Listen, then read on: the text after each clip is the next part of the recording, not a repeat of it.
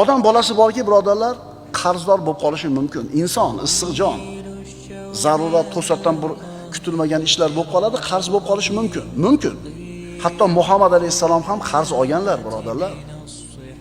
Oysha onamiz roziyallohu anhodan ishtara Rasululloh sallallohu alayhi vasallam min yahudiyyin ta'aman bi nasi'atin va rahana dir'an lahu min hadidin. Rasululloh sallallohu alayhi vasallam bir yahudiydan nasiyaga taom sotib oldilar. Arpa. Puli yo'q, qarzga nasiyaga oldilar. Va unga o'zlarining temir sovutlarini garovga qo'ydilar.